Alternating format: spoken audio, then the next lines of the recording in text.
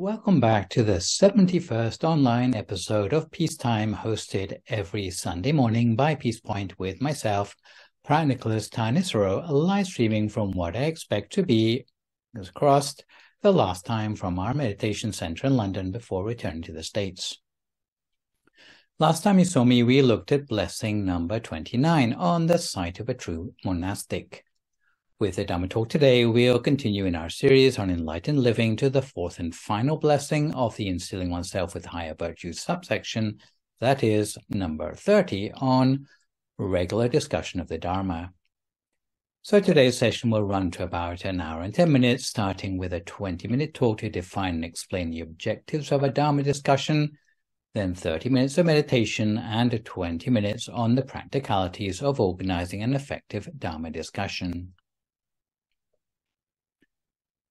Many people can talk all day and all night on ephemeral matters, but if they had to talk for even 5 minutes on the subject of the Dharma, they would be left scratching their head. Discussing the Dharma is no easy skill. Even the Buddha himself spent many lifetimes perfecting his speaking and listening skills before he could move on to discussion of the Dharma. Dharma discussion is a challenge because it is the culmination of almost all the blessings already mentioned. Back in blessing number 7 on learnedness, Dharma discussion required participants to listen carefully to others first before expecting to be listened to themselves. Later in blessing number 10 on effective communication, we learned about the hallmarks of effective speech, rather than just saying what others want to hear by complimenting and praising them. Even if someone speaks 7 languages, they could hardly be considered an effective speaker if everything they said is controversial. More recently, in blessing number 22, those joining a discussion were expected to be respectful. In other words, since most things in the world have pros and cons, you'd be expected to emphasize the constructive aspect of things you talk about.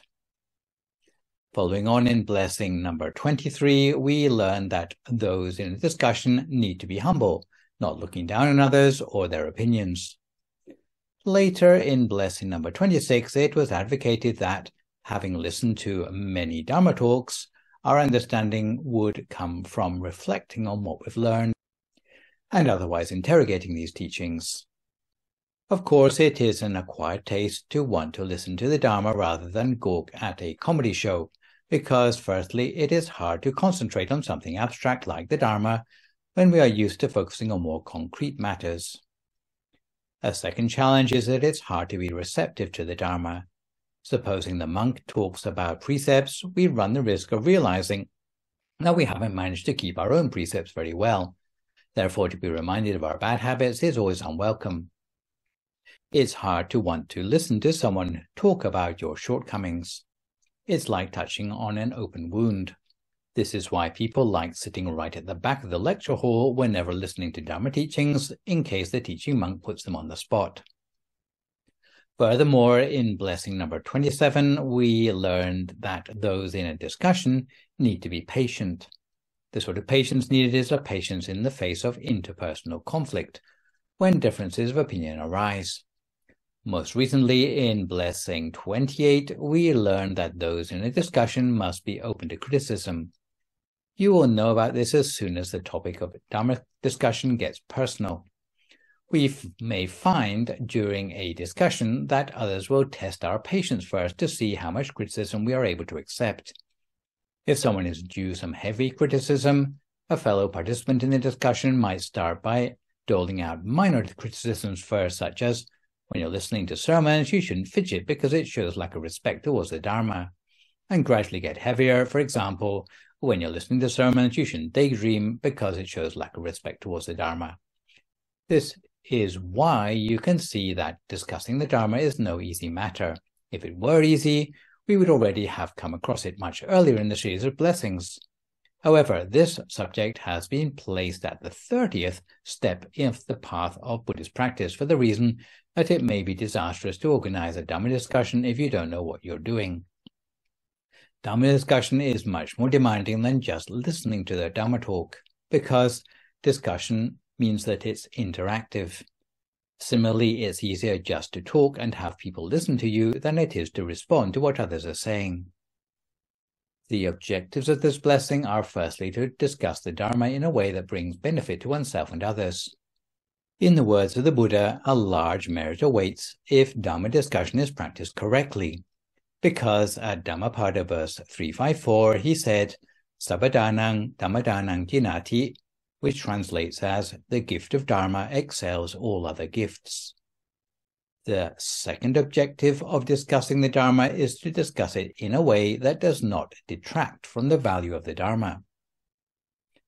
This seems to be mentioned because discussing Dharma in an inappropriate or distorted way will hasten its disappearance from the world era.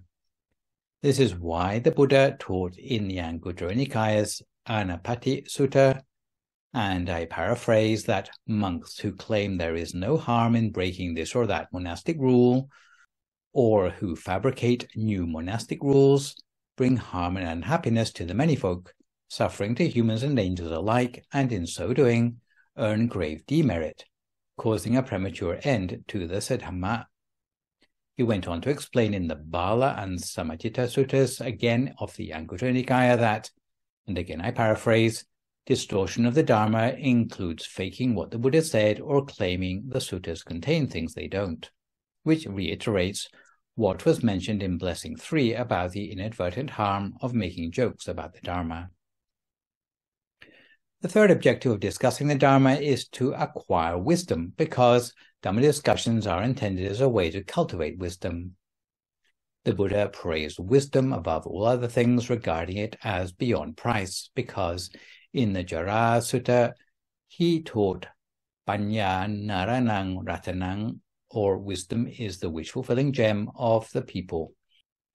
An observation in contrast to many from the latest generation who seem to think that a wish-fulfilling gem comes in the form of the latest video game console. Since life is always full of problems to solve, whether it be problems from physical hardship, the people around us, or inside us from illness and pain, we need to rely on wisdom to resolve all of them. The wisdom each person can draw upon comes from two main sources, as mentioned in the first blessing, namely from discussion with the wise people around us and from the insights we get from our intuitive abilities in meditation. The fourth and final objective of discussing the Dharma is to sharpen our wits, because having to think and apply the Dharma we know in real time during a discussion is a sort of performing art. In order to do so well, we need to be quick-witted, a quality known in Pali language as patipana. Of course, all four of these objectives are in addition to the 5 objectives of listening to the Dharma already mentioned in Blessing 26. So before we do anything else, it is necessary for us to define both the word Dhamma as well as what we mean by a discussion. The word Dharma is not easy to define, and we have up to 100 meanings depending on the context. In Blessing 16, we have already described Dharma as being a description of the reality of things, while at the same time referring to virtue. However, at this stage in the 38 blessings, it is perhaps useful to reflect that the Dharma, in its context as the teaching of the Buddha and as the second component of the Triple Gem, is recognizable by the following 6 characteristics. Firstly, it has a characteristic of being properly expounded by the Exalted One, or Swagato Bhagavata Dhammo. Secondly, it has a characteristic of being clearly perceived within ourselves, or Sanditiko. Thirdly, it has a characteristic of being timeless, or Akaliko. Fourthly, it has a characteristic of being inspiring to those who see it to call others to come and see it, or Ehipasiko. Fifth, it has the characteristic of being something that is internalized, or Opanayiko. Lastly, it has the characteristic of being something that is realized subjectively by the wise, or Pachatang Veditapo Vinyuhi. The word discussion means that there must be at least 2 people in the conversation about a subject of the Dharma, rather than other things. Such discussions should ideally occur regularly, and they should be aimed to increase the wisdom of the participants rather than show off who is the smartest, as if it were some sort of a contest. arranged on appropriate occasion, and taking no more time than is appropriate. Discussion of the Dharma can be divided into two types. The first category is that of giving a Dhamma talk, which is more or less a monologue on the Dharma. The subject has already been touched upon in Blessing 26. However, in this blessing, we are no longer simply on the receiving end of the teachings, because at this point in the blessings, we ought to be ready to speak on the Dharma for ourselves, without devaluing the Dharma by doing so. The second category is that of Dharma debate, which means a discussion between two or more people. So to look in more detail at each of these two categories, if we are talking about giving a Dhamma talk, beyond the 5 qualities of a good Dharma preacher, the Buddha taught in the Samyutta Nikaya's Jandupama Sutta that anyone who teaches simply to attract followers has missed the point. However, those who recognize the benefits brought to those who learn Dharma with the 6 characteristics I've just mentioned, it's closer to the true objectives of a Dharma discussion.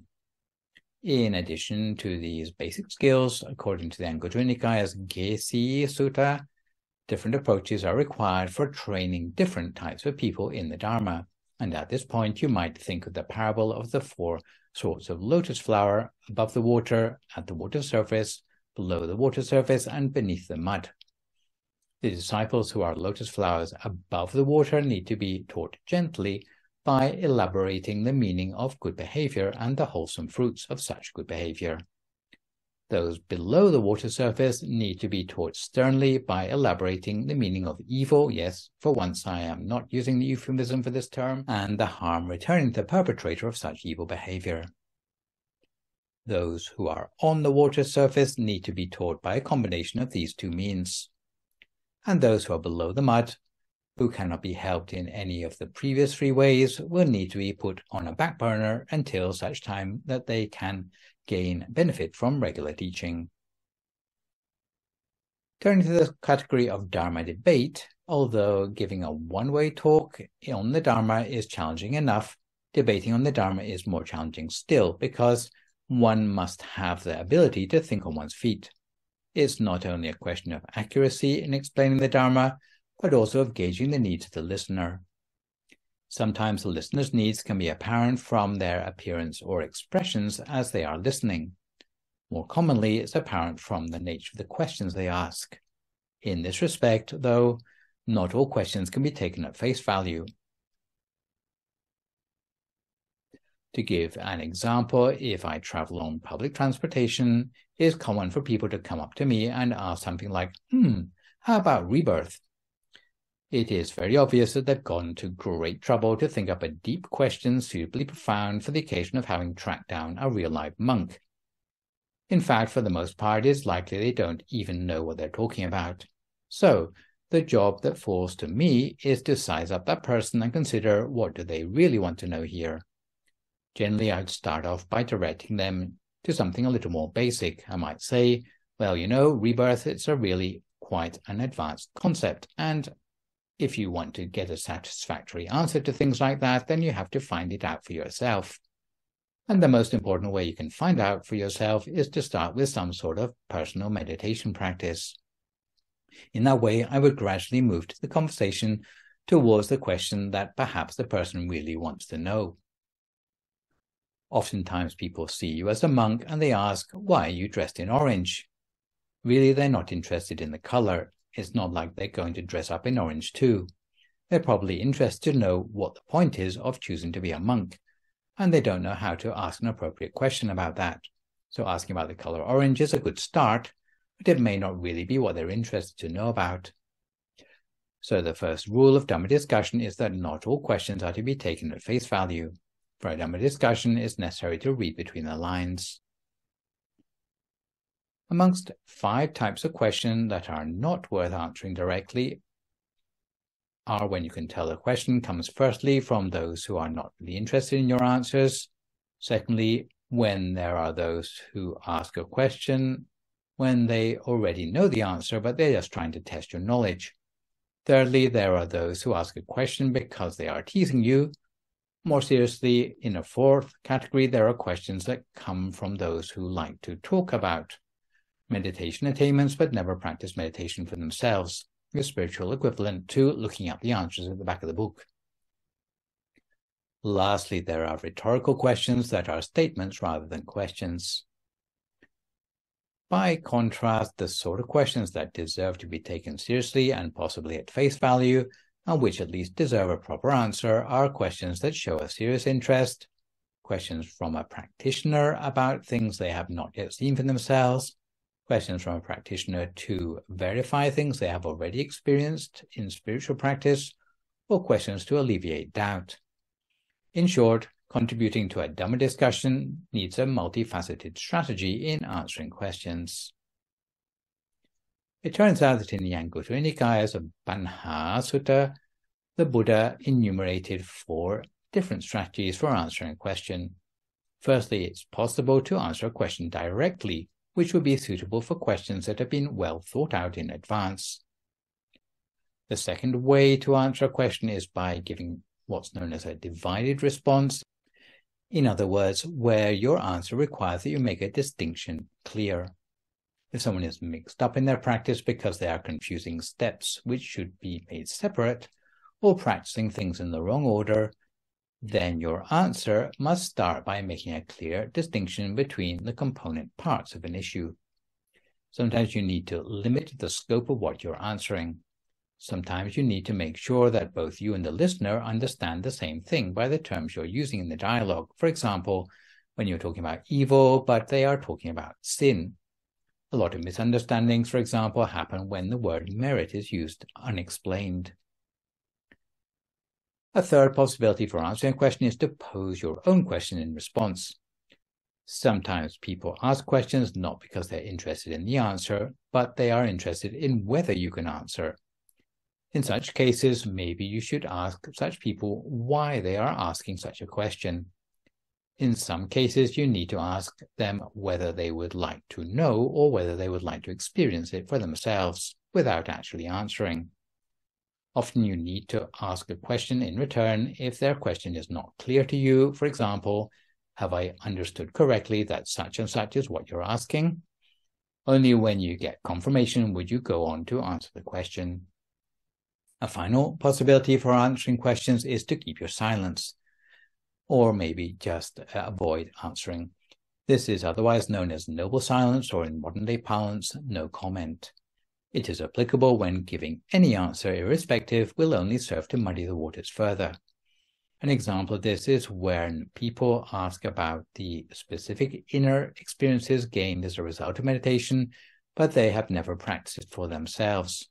It is not much use to give an answer because they would not believe you, whatever you answer, and they may use what they've remembered instead of striving to attain such an experience for themselves.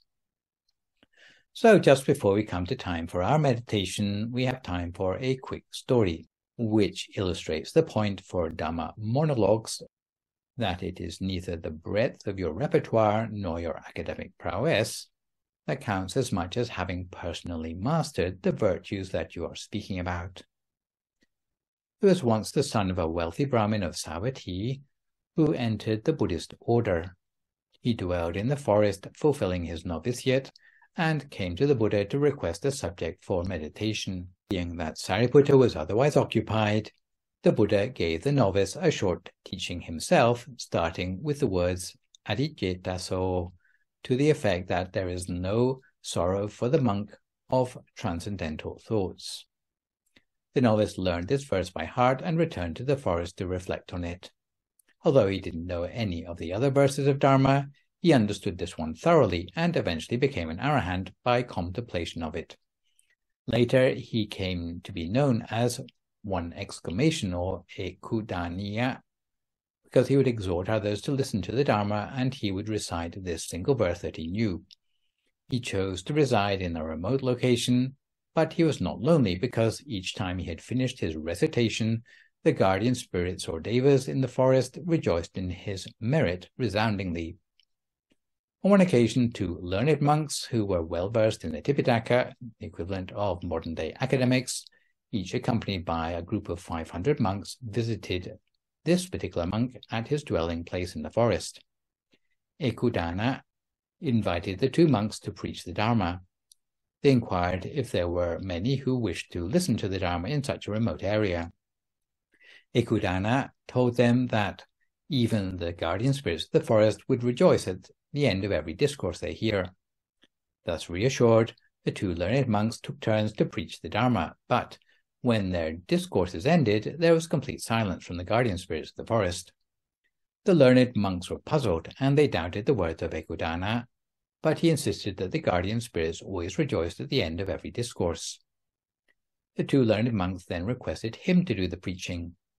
Ekudana recited the usual verse, and at the end of the recitation, the guardian spirits rejoiced resoundingly as usual. Some monks in the retinue suspected the guardian angels inhabiting the forest were showing favoritism to Ekudana, so they reported the matter to the Buddha on their arrival at the Jetavana monastery. However, the Buddha admonished them, saying, "I don't say that a bhikkhu who has learned much and talks much of the Dharma is one who is versed in the Dharma. One who has learned only little and knows only one verse of the Dharma, but fully comprehends the Four Noble Truths as a result of it, and who is ever mindful, is the one who is truly versed in the Dharma." So it turned out that the guardian angels in the forest were better judges of Dharma authenticity than monks or academics in this story. Therefore, although Dhamma debate can be thought of as being like an academic conference, like the sharing or exchange of ideas in order to foster academic progress, regular discussion in the Dharma goes deeper than academic knowledge, bringing wisdom and the pathway to liberation from suffering. It reminds me of exemplary teachers like the Master Nun Kunyai Chandra, who founded our main temple in Thailand, who never opened an academic book in her life, but who developed the ability to debate the Dharma, coming entirely from her own striving in meditation and eventual inner attainment of transcendental experience. So, now that we are a little more well-informed about what is meant by Dhamma debate, let's see if we can prepare the subtlety of our minds for Dhamma debate by settling ourselves down for 30 minutes of meditation, which today is a recent live recording of the Equanimity in the Face of Special Hindrances track. If at this time you would like to find a comfortable sitting position for yourself as you listen to my guidance.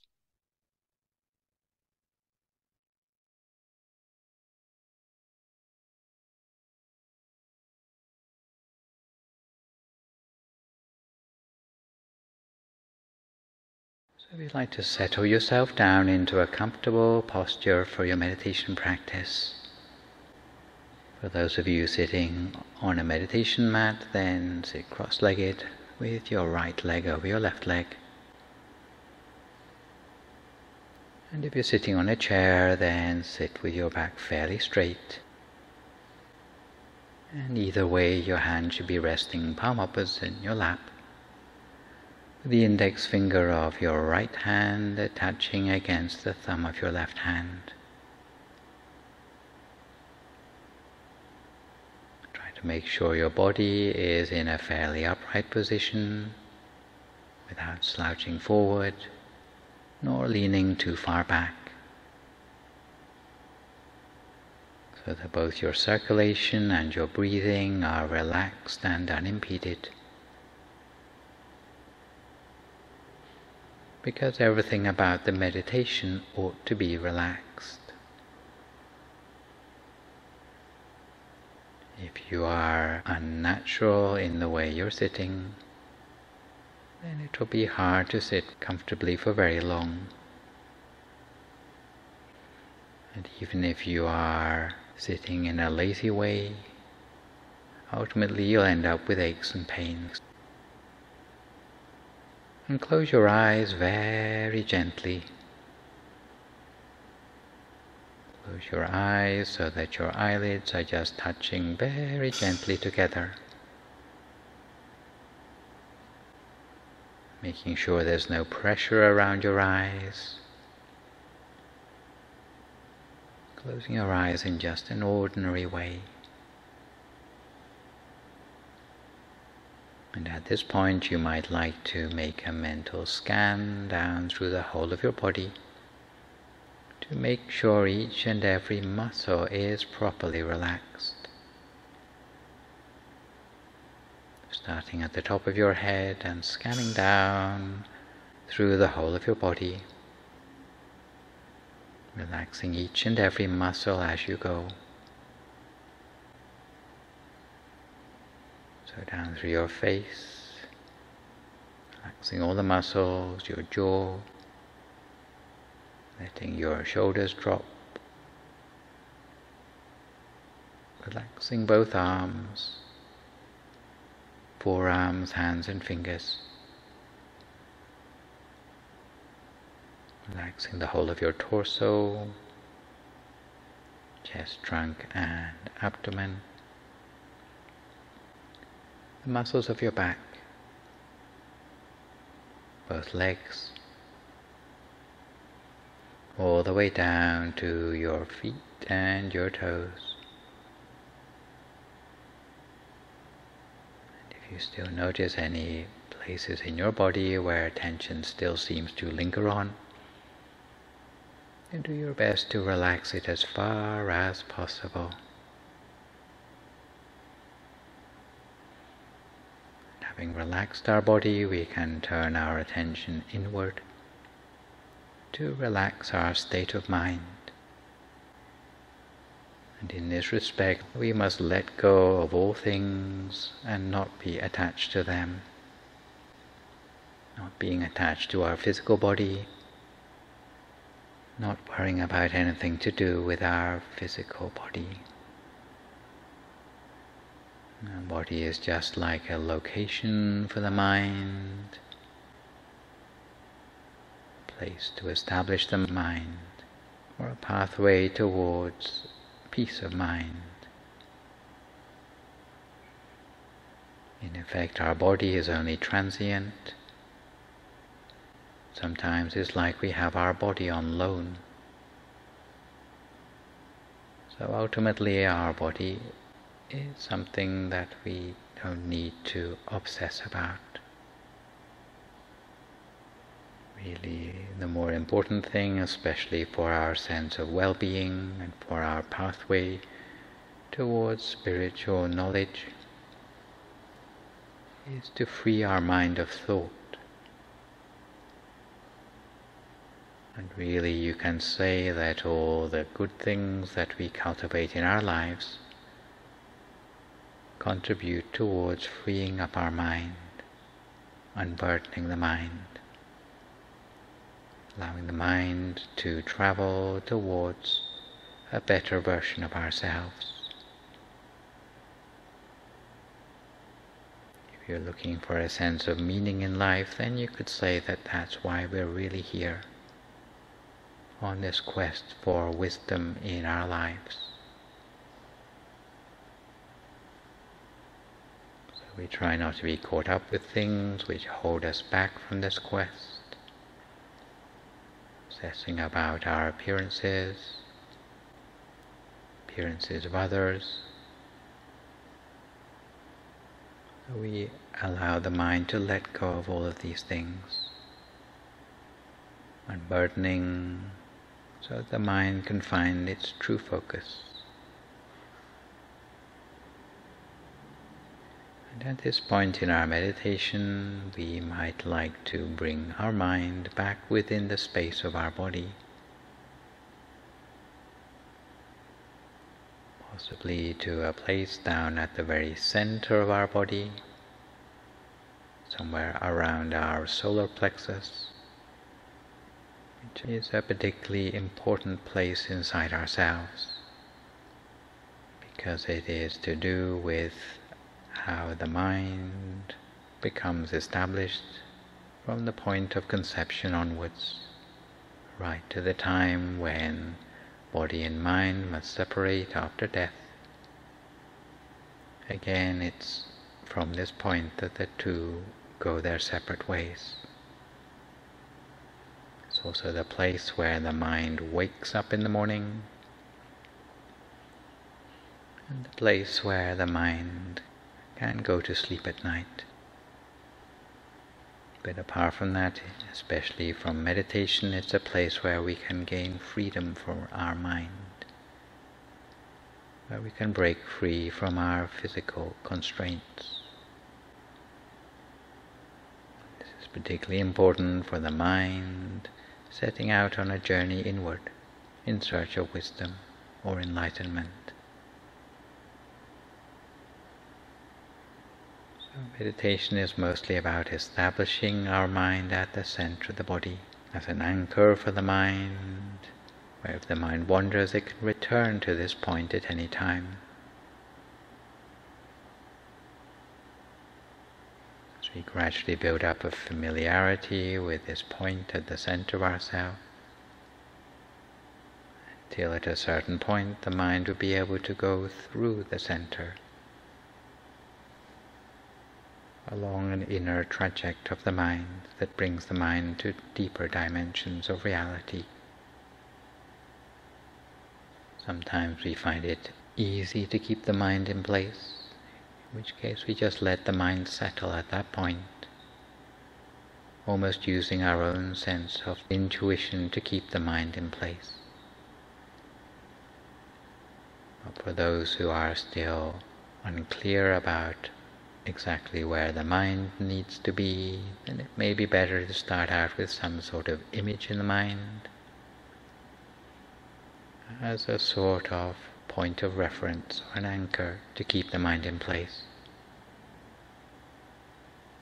Once the mind becomes properly adjusted, and whatever we start out with will become a sort of sphere inside of ourselves. A sphere that expands outwards, becoming softer and revealing at its center a pathway which opens up to lead our awareness inward.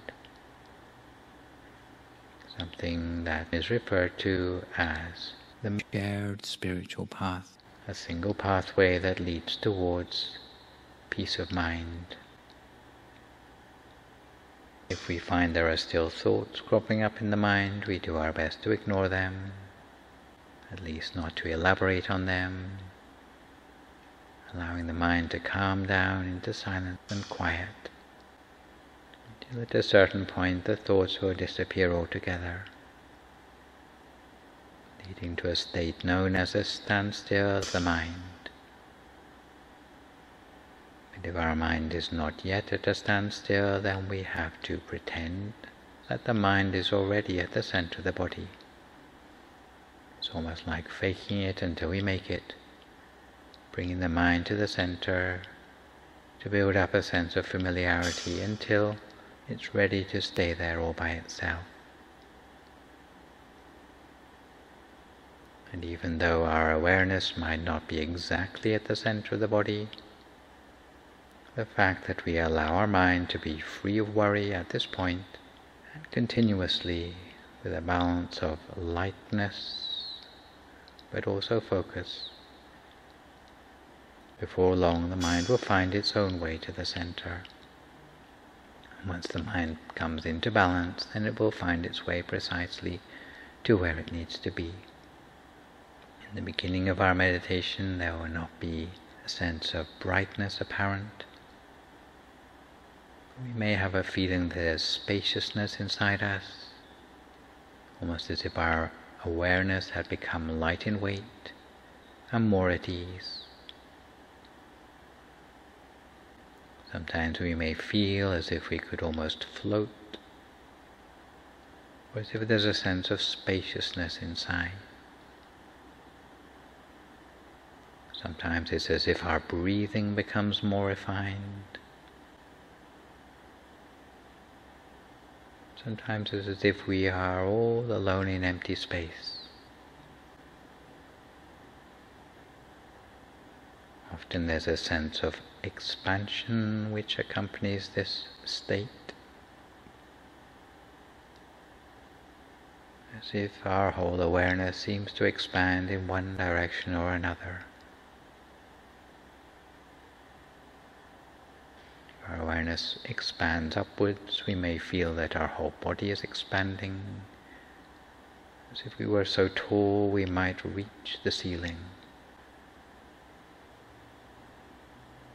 At other times it may feel as if it's contracting, almost as if our body were being pulled downwards towards the ground in front of us. The people feel as if they are suddenly falling with a lurching feeling at their center, similar to a plane in clear air turbulence. And if it's less refined than that, sometimes we may feel as if the body is swaying, as if we are rocking in a boat or in a cradle. We may merely feel that the hair on our body is standing on end, or as if our heart rate suddenly became more elevated than usual. For others, it's as if the body loses feeling, or it may be as if our legs or our hands have become numb or disappeared. If we come across any of these sorts of feelings, so-called special hindrances in our meditation, we should recognize them all as being symptoms of the fact that meditation is on the brink of progress. We should continue to maintain our sense of mindfulness, to keep ourselves on track, and at the same time we shouldn't get too excited about such experiences. Certainly not to the point of elation. If the experiences seem untoward, then we shouldn't be afraid of anything. Simply maintaining our mindfulness to the point where the wisdom breaks through to the point of equilibrium. And you come to the point where there are no more thoughts anymore. To be almost as if you cannot think of anything, even if you were to try. It's very different from when we started out in meditation, where we couldn't stop our mind thinking. For some people, they may be worried by the apparent sensation of not breathing anymore. Even though you might feel perfectly happy in your meditation, there is a temptation to think that because you're not breathing, then there's some sort of risk involved. But in fact, the body is getting all the oxygen it needs. You may find that when your mind is steadfast at the center of the body, your body will set itself up into a perfect posture for meditation. And even though you're aware of what's going on around you, but nothing in the outside world, even the sounds and sensations, will disturb your peace of mind anymore. As we reach this sort of place in our meditation, sooner or later the mind will drop through the center. Often you come across a sphere arising in the mind, going in the opposite direction, bright and clear. These may vary in size, sometimes small, like a star in the sky, sometimes medium-sized, like a full moon or a shining sun, sometimes much larger, something known as the sphere of the initial path. It arises at the center, then we know that this is what it is. And it's recognized as a trailhead for the path that will lead towards peace of mind or attainments in meditation. And if we're lucky enough to come across such experiences, then it should be something that we try to maintain the whole of the time. Not just during our meditation, but whether we're standing, walking, sitting or lying down, eating or whatever task we may be doing. You should maintain it the whole of the time, reflecting at the center of our body to maintain this state of mind. Whether our eyes are open or closed, we should try to see it in our mind's eye the whole of the time. So if we can maintain it in this way, then it will be something that allows us access, a pathway towards inner attainments, as something that we can build up upon for the rest of the life remaining to us. For now we keep our mind on track lightly and gently, without using force, without trying to rush the process, simply doing what is comfortable for us, and being okay, accepting of the experiences that arise at our own level of progress. So we continue in this way lightly and gently just for a few more moments now in silence, until we come to the appropriate time.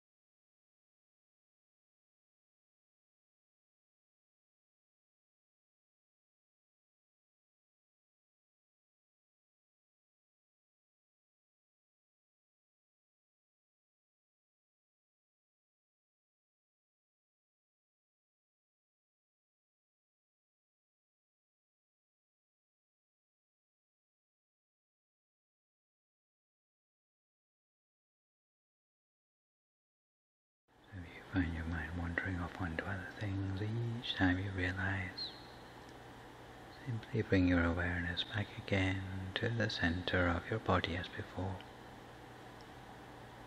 Bring your awareness back as many times as it takes to build up that sense of connectedness between your mind and the center of the body. As thoughts arise in the mind, do your best to ignore them. Or if ignoring them seems ineffective, then you may make use of that traditional mantra, hearing the sound of the words Samma Arahang, Samma Arahang, Samma Arahang, coming up from the center of the body for as long as it takes to pacify those thoughts in the mind. The inner object disappears, you can conjure up a new one. If it changes, then you just follow it in its new form, and your practice will become one of observation, observing with equanimity whatever arises in the mind, following the way in which the imagery in the mind evolves as time goes on. We find that the real skill of the meditation is learning how gentle we can be with the mind. If we think that we're already being gentle, but we still haven't come across a sense of lightness in our practice, we might try going down to 10% of the effort that we were using to apply the mind before.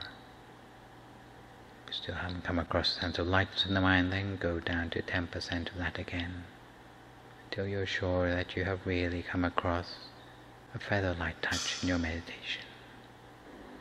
Keep our mind on track at the center of the body in this way, lightly and gently, just for a few more moments now in silence, until we come to time for some loving-kindness meditation.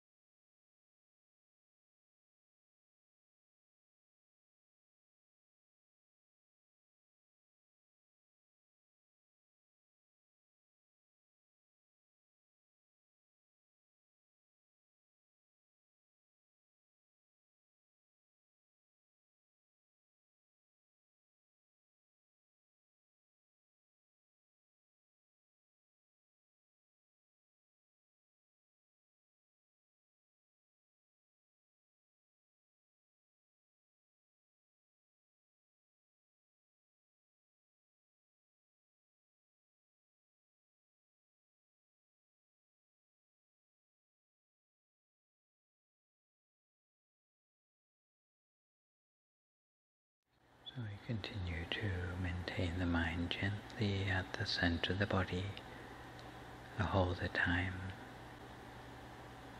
always connected with that positive energy from the inside that imparts us with a sense of joy, refreshedness and energy, bringing us a feeling of being wide awake and very much alive. And with the awareness resting at the center of our body, we take this positive energy that we have built up for ourselves, and we're going to spread it first for ourselves, and then for the happiness of those around us. Spreading the energy as loving kindness and happiness from within to those around us. So resting the mind at the center of the body, we spread the loving kindness outwards in ever-widening circles into the atmosphere, purifying the environment around us, further and further outwards in all directions, like an aura or a halo extending outwards to all living beings,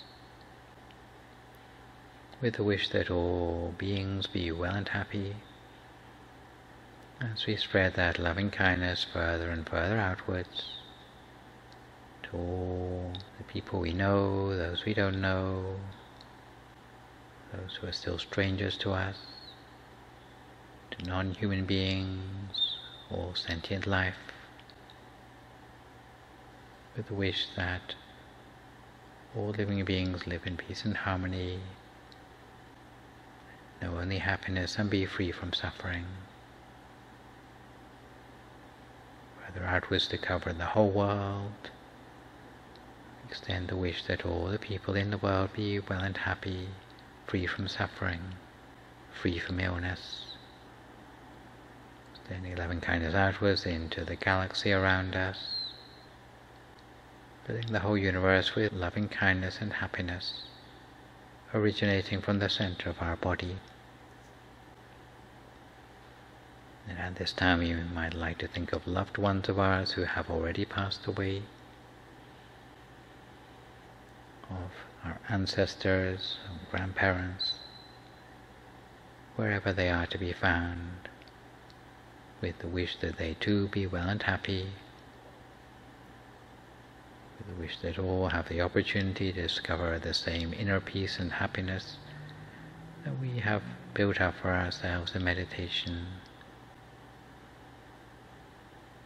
We continue to make good wishes for ourselves or others, spreading loving kindness now for the last few moments of our practice in silence.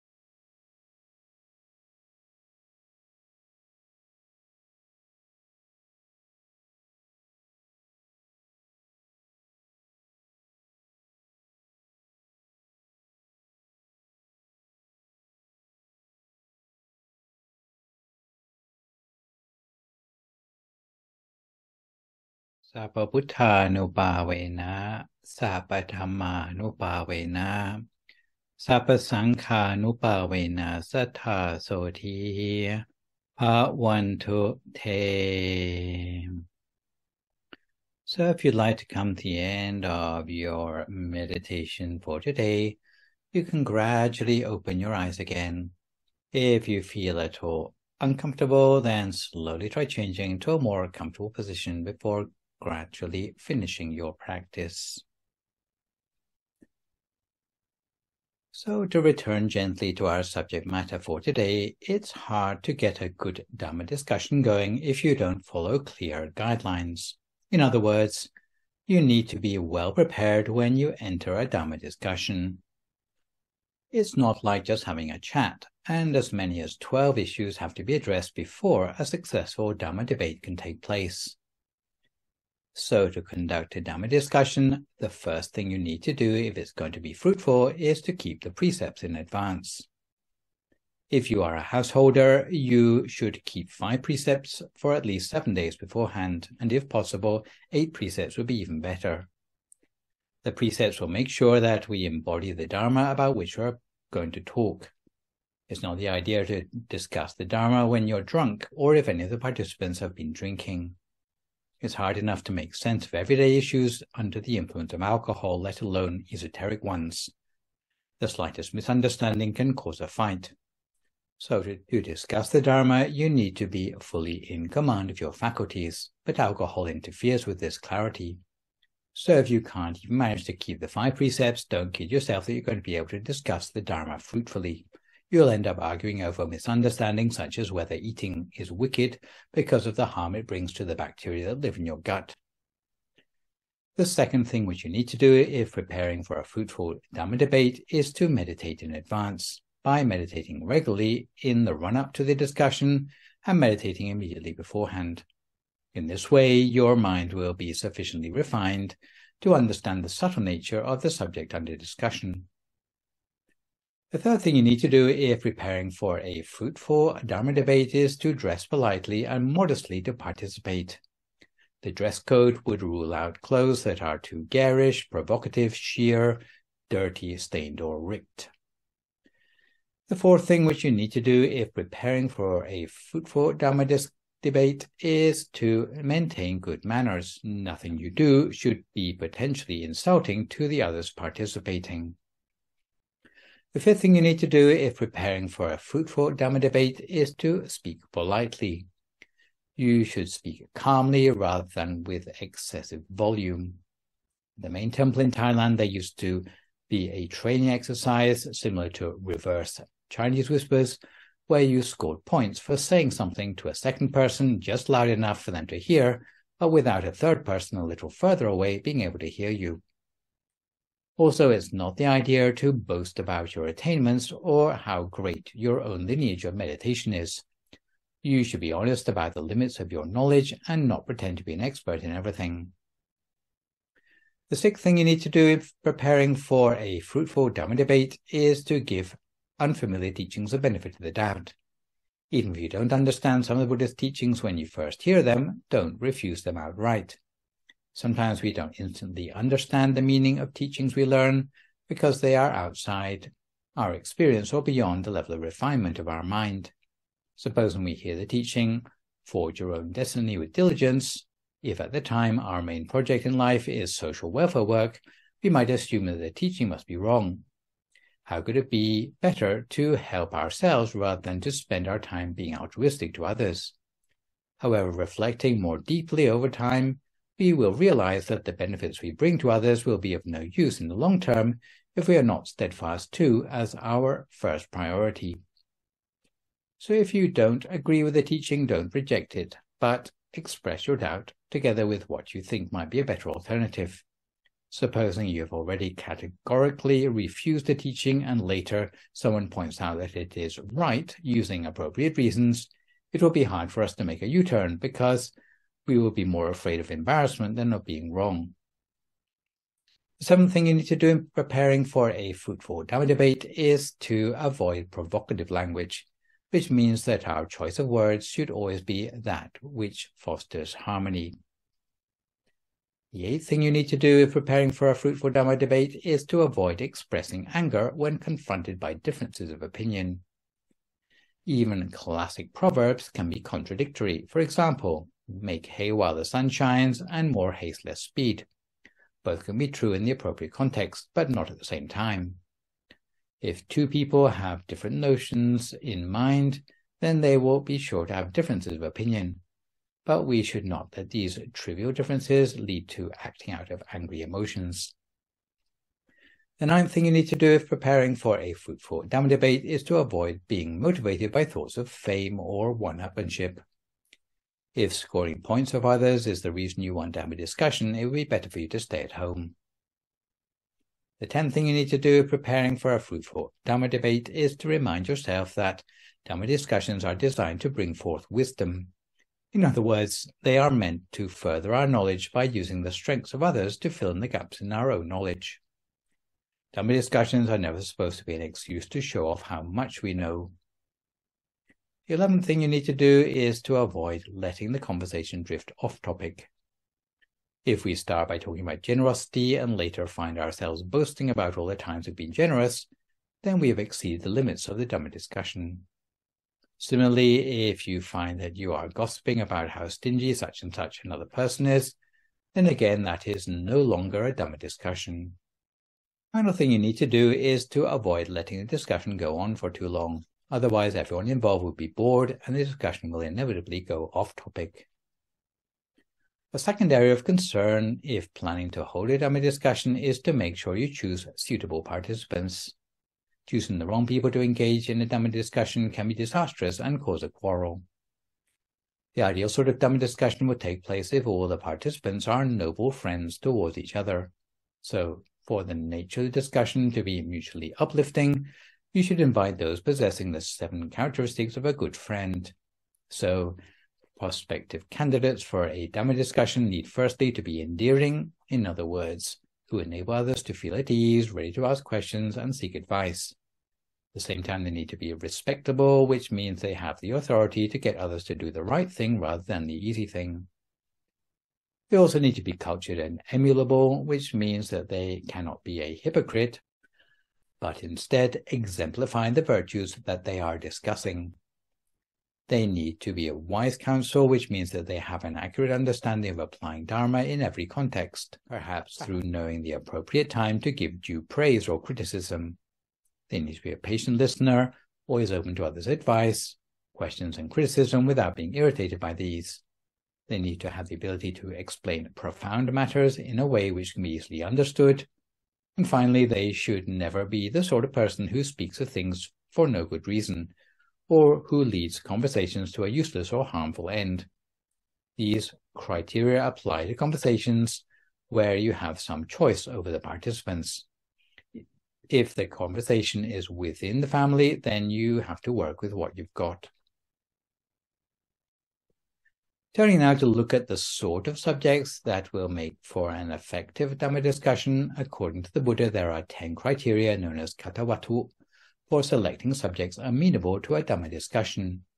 They are subjects that you can't go far wrong with in a Dhamma debate, and include the topics of wanting little, contentment, seclusion, solitude, energetic striving, self-discipline, concentration, wisdom, liberation, and the seeing and knowing of liberation.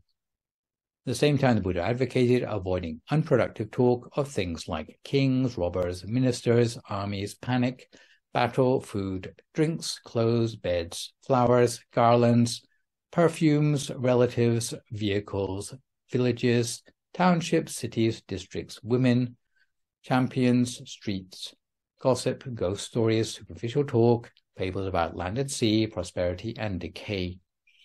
In addition, the subject of conversation must be relevant to the participants. If you're going to discuss self-discipline, you ought to choose participants who are invested in the subject. If you are going to discuss meditation, then it should be a discussion between those who have already got down to practice for themselves. Finally, we need to consider the appropriate occasion for the Dhamma discussion.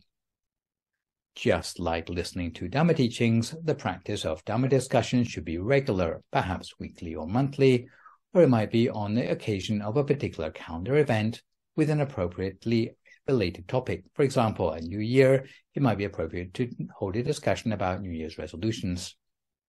The choice of time might also differ depending on whether the discussion is planned to be held within a family or more publicly.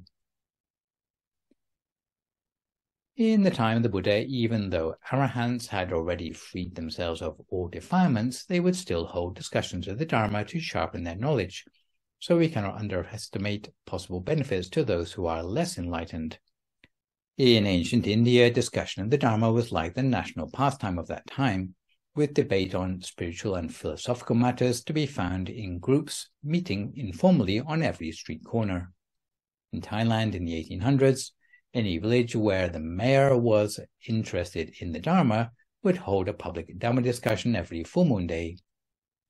The discussion would have very simple rules so that all the villagers could have the chance to join in. For example, each villager took it in turn to talk about the best good habit they had, something which even the village thief could manage. The nature of rural society in those days meant that a multi-generational family lived together. The young and middle-aged adults would go out into the fields to work. Meanwhile, the old folks would stay at home to mind the children. Usually the old folks would make baskets or do other sedentary tasks, and often they would tell tales to the children playing nearby, often cautionary tales and the Jataka stories. And the young children would have a lot of questions for the old folks, and in answering such questions before long, they would strike up conversation on the subject of the Dharma. As a result of such conversations, the children would learn the foundations of ethical behavior from a very early age. These days, the opportunity to discuss Dharma is becoming scarcer because family tends to center itself more on individualized multimedia than shared spiritual wisdom. However, anyone who hopes to pass spiritual values down to their children should realize that they ought to become spiritually literate before it's too late.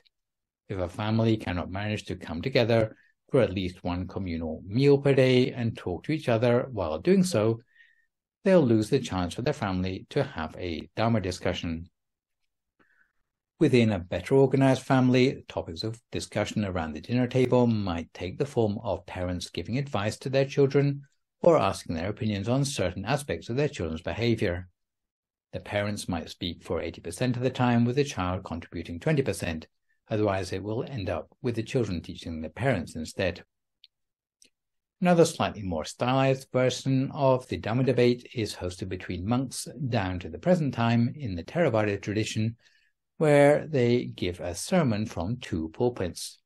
That is, two monks with expertise in a subject would discuss that subject with each other in front of an audience. In the Tibetan tradition, there's also the tradition of debating for students and teachers, and you can see them doing the hand clapping to punctuate arguments delivered, with the objective of honing their mastery of scriptural material. While giving a Dhamma talk might be compared to shadowboxing, a Dhamma discussion where the audience can talk back is like boxing against a real opponent. Some Dhamma discussions can have very high stakes. Just as St. Patrick had to debate with Druids to establish Christianity, there have been a series of historical disputations to settle the contest between Buddhism and colonial missionaries. One very high-stakes Dhamma discussion was the debate in Sri Lanka for the right not to be colonized. It's known as the Panadura debate or Panadura Vadaya, and it had its beginnings in 1873. The debate may be considered as a cornerstone for modern Sri Lanka. Rather than being a symbol of fanaticism, it is a landmark in the social transition for the island. The context for the debate was that the movement of Western engagement with Sri Lanka went from curiosity and trading in the 16th century to dominance and exploitation from the 17th to the 19th centuries. At the spearhead of domination, Portuguese, Dutch and British colonists deployed various forms of Christianity, and as a result, Sri Lanka became a colonial protectorate, whereby Buddhism fell into disarray. Buddhist monks were neglected and held in low social esteem. Temples fell into disrepair, and the religion's influence in the nation's social fabric was diminished. The culmination of this disarray was a missionary scholar who had working knowledge of the Pali language called Reverend Daniel Gogerli. As a result of Gogerli's campaign, another Methodist minister called Reverend David De Silva in Panadura Methodist Church then published a series of sermons denouncing Buddhism. The Venerable Megetuwate Gunananda Thero, a robust spokesman for Buddhism, took exception to the sermons and challenged De Silva to a public debate to defend his remarks. Before an almost breathless audience numbering at times from 5,000 to 7,000, the debate lasted a full 2 days. 200 Buddhist monks and several dozen Methodist, Baptist, and Anglican clergy were also present, with 14 police officers and a mounted inspector on hand to supervise proceedings. After setting out their positions, each attempted to refute the arguments of the other in hour-long sermons from 8 to 10 a.m., resuming again from 3 to 5 p.m. The Venerable Gunananda's more populist approach appeared to win over the crowd. After each had spoken twice on the first day, at the start of the second day, Methodists brought in a substitute for De Silva, calling in F.S. Sirimane, who was an Anglican lay evangelist. The latter made a last-ditch attempt to win back the crowd. However, at the conclusion of the disputation, the crowd acclaimed Gunananda and Buddhism claimed the victory. Although the Methodist accounts the incident differs from the Buddhist, finding the debate inconclusive, it was conceded that the Buddhists had put the Christians on the back foot. Of course, the debate at Panadura in 1873 was not an isolated incident. It was a culmination of a series of similar events involving Christians and Hindus in Sri Lanka and in India too, in the same era. Nonetheless, it can be argued that Panadura was a watershed that completely changed the social and religious context of Sri Lanka. The debate inspired many, including theosophists like Colonel Olcott, to help to re-establish Buddhism in Sri Lanka. increasing national awareness and paving the way to independence. In 1956, a life-size statue of Venerable Gunananda with his trademark accusing finger was set up as a monument in Panadura, where it still stands today. And English translations of the debate from the times of Ceylon were collected in book form, and in the intervening 150 years have never gone out of print. In conclusion, the principles governing a discussion of the Dharma are that they ought to be by the Dharma and for the Dharma. So Dhamma both in means and in ends. For this to happen, the Dharma needs to be discussed within the scope of what is Dharma. If you want to talk about virtues, don't tolerate mission creep into boasting about virtues. If you want to speak on protecting yourself from temptations, you shouldn't let the discussions digress into gloating about others' addictions. Secondly, you need to discuss by means of the Dharma. Those participating in a discussion must not behave out of keeping with the Dharma. Respect should be given to others where it's due, rather than looking down on other participants you assume no less than you. We need to speak politely with 5-star speech at the very least, and we need to remain polite if occasion arises to point out faults in another's argument, rather than insulting them personally. If you make a mistake yourself, you should apologize humbly, rather than painting yourself into a corner because of your arrogance. Lastly, you need to discuss for the Dharma, which means ultimately the conversation should be for the goal of furthering everyone's knowledge of the Dharma through conversation, rather than showing off or scoring points. In expressing your knowledge, it should be with the aim of facilitating others to share their knowledge with you. It should never be forgotten that whether knowledge gained comes from a sermon or from a discussion, it can be of no use to anyone if we don't practice it for ourselves as a result. As the Buddha mentions, in addition to the criteria for subject of discussion, that the most praiseworthy topics of discussion are those where the debaters not only talk about it, but also practice it for themselves. But to finish with today, I'd like to illustrate what goes on during a Dhamma debate, so that you can actually see the skill needed in understanding and answering questions, best illustrated by the Buddha himself, who was forced to explain away a lot of misconceptions brought to the table by an influential Brahmin at the time about why the Buddha did not see fit to pay respect to Brahmins who were more senior than him. And I should mention that this example is one of the shorter ones. There is a longer example, which I didn't have time for, where Brahmin Babari set a whole gang of his disciples on the Buddha with 35 different questions. So to come back to our Brahmin, whose name was Viranja, he once visited the Buddha at Naleru Pichumanta and a series of merely 10 questions, and the way the Buddha responded is a good example of getting to the real question. First, Brahmin Viranja asked, "Is it true that you have no respect for aged Brahmins?" The Buddha replied that because of attainment, not seniority, Brahmins ought to respect the Buddha rather than the other way round. Brahmin Viranja did not understand the Buddha's explanation, put so succinctly, so he continued asking further questions, continuing with a whole series of accusations he had heard against the Buddha. He asked, "Then is it true that you are tasteless?" The Buddha replied that the fact that they say I am tasteless is correct in as far as I have relinquished attachment to the sense perceptions of eye, ear, nose, mouth, and body.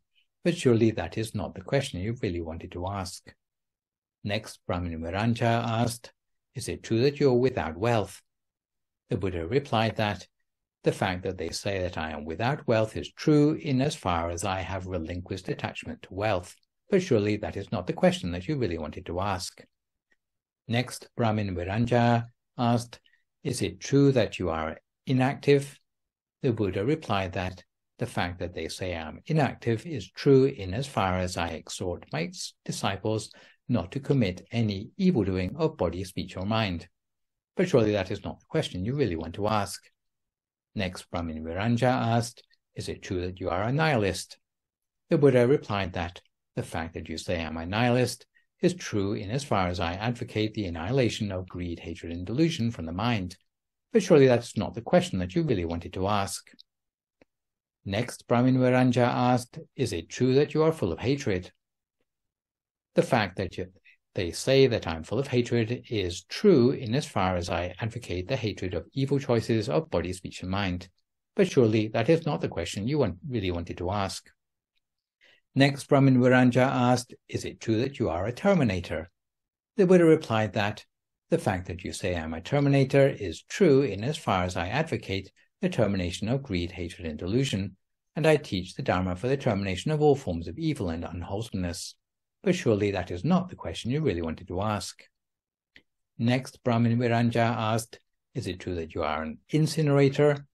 The Buddha replied that the fact that they say that I am an incinerator is true in as far as I advocate the burning up of the unwholesome states of body, speech, and mind. But surely that is not the question you really wanted to ask. Next, Brahmin Viranja asked, is it true that you will not be born anymore?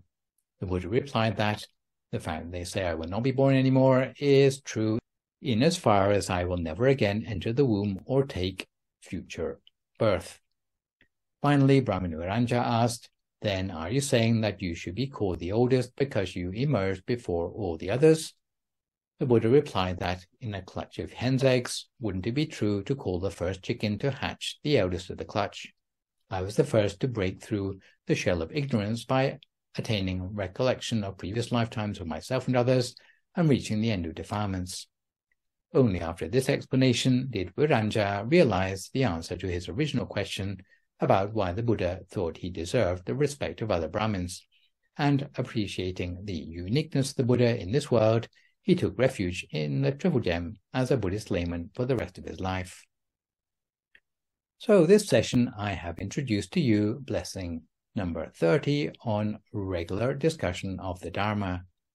For my next live session online, which will, fingers crossed, be a week on Sunday morning, we'll continue the first blessing in the 9th group with the blessing number 31 on practicing austerities.